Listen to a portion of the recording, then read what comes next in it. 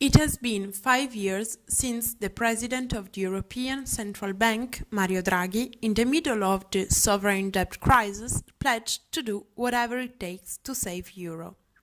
This speech has been followed by the announcement of the Outright Monetary Transactions Program. What the OMT program is?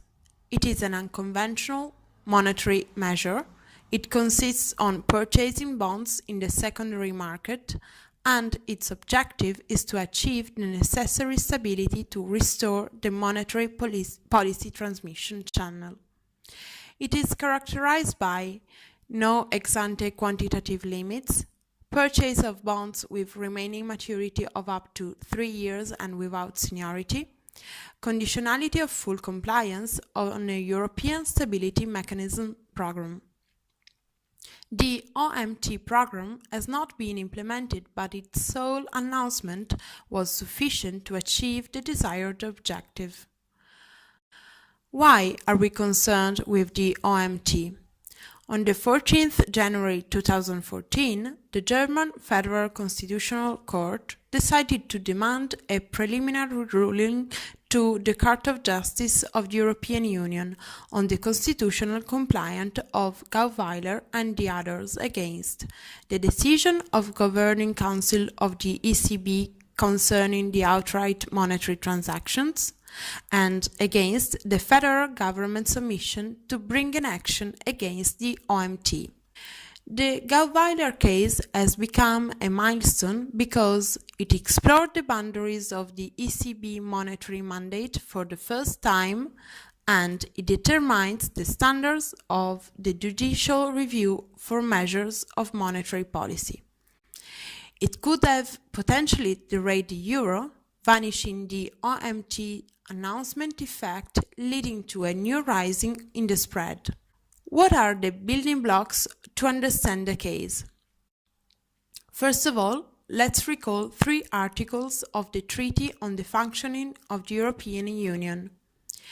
The Article 119 prescribes the economic policy coordination among the member states in accordance with the principle of open market economy of free competition, a single monetary policy with the objective of price stability and without prejudice to this objective to support the general economic policies in the Union.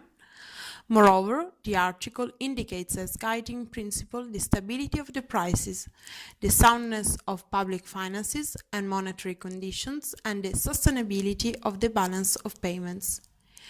The Article 123 prohibits the monetary financing of states. The Article 127 establishes the objectives and the tasks of the European system of central banks.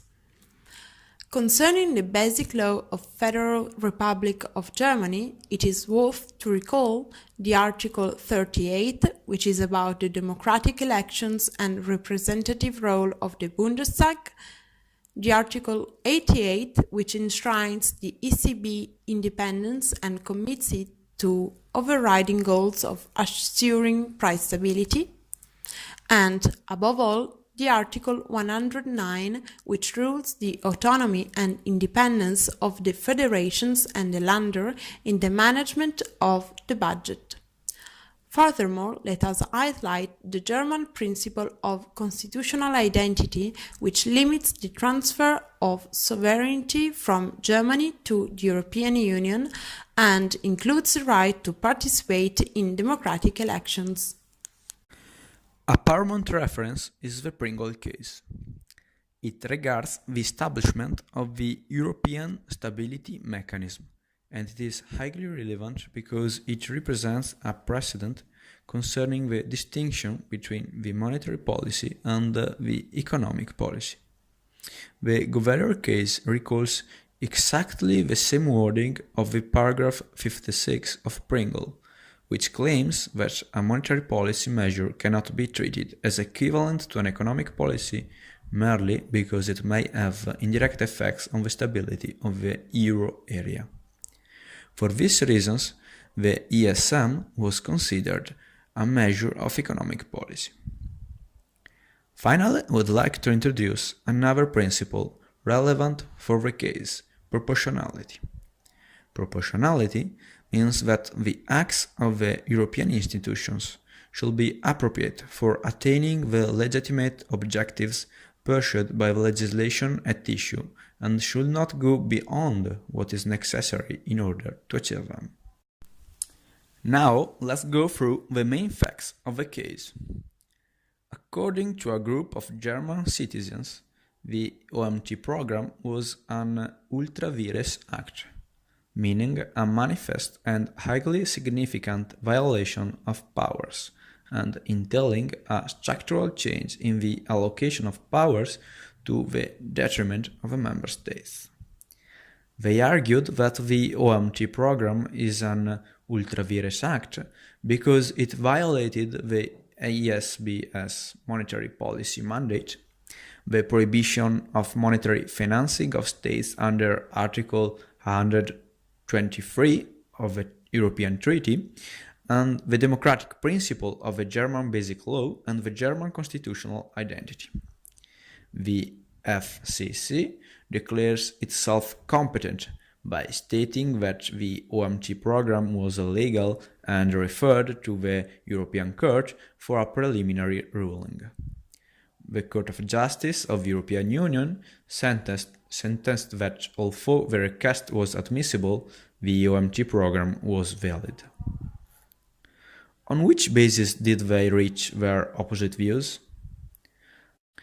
The FCC used the same logic used in Pringle to state that the OMT had to be considered an economic policy, because the safeguard of euro area was an objective of economic policy.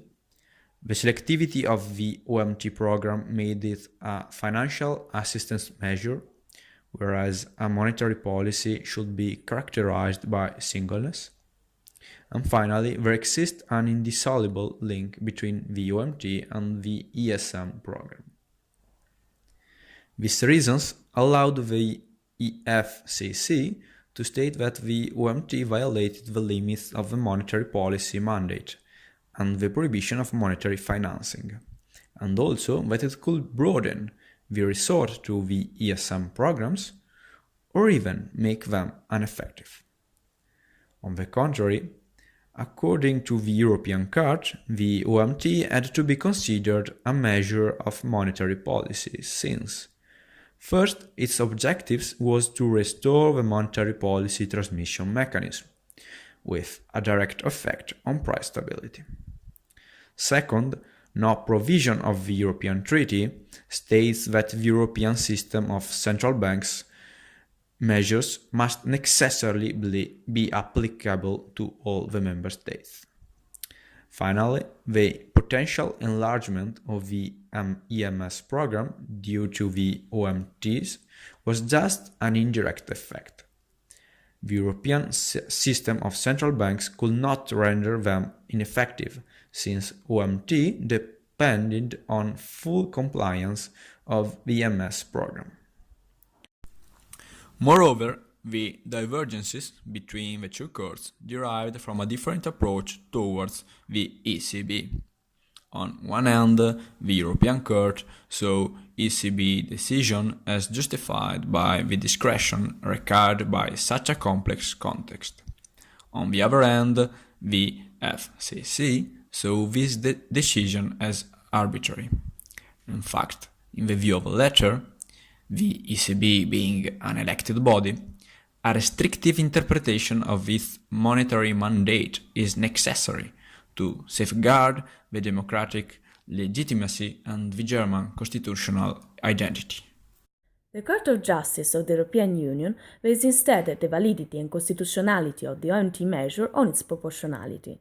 In this regard, the Court has said that the OMT was appropriate to reverse excessive risk spreads that were not due to macroeconomic differences between the member states, but just to rational fears, and that OMT had not gone beyond what was necessary, since it was selective and therefore limited in nature. We should underline that the European Court didn't explicitly refer to the fact that the OMT was never implemented, since it is not clear if hindsight can be part of the proportionality assessment. Finally, it is also important to notice that the proportionality standard of review was not clearly restated by the German Federal Court in its final sentence on the 21st of June 2016. The German court relied instead, even if not very clearly and consistently, on the standards of review of manifest transgression and/or abuse of law, to endorse with reticence the European Court's judgment. We'd like now to point out some flaws in the argument of the European Court. Regarding the definition given by the German Federal Court of OMT as an economic policy measure, relying on its objective to maintain the current composition of the euro area, the European Court could have replied that its monetary mandate of price stability is referred to the euro area as a whole, and that the Council had not taken any decision to exclude any state from it. The European Court could have pointed out that the risk of budgetary losses not decided by the Bundestag was extremely unrealistic, and thus the OMT program didn't violate the German budgetary independence. Finally, rather than basing its proportionality test on the selected nature of the program, the Court could better have built it upon its remarks on the fact that the OMT did not violate the monetary financing prohibition.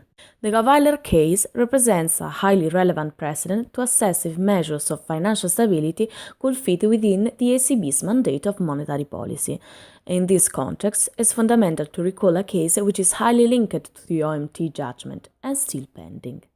On the 18th of July 2017, the German Federal Constitutional Court decided to demand a preliminary ruling to the Court of Justice of the European Union on the constitutional complaint of Gaweiler and others against the decision of the ECB of implementing the public sector purchase program, the most important part of the expanded asset purchase program, better known as quantitative easing, against the German Bundesbank because it should not participate in the asset purchase program, the German Bundestag and the federal government because they were obliged to take suitable measures against the program.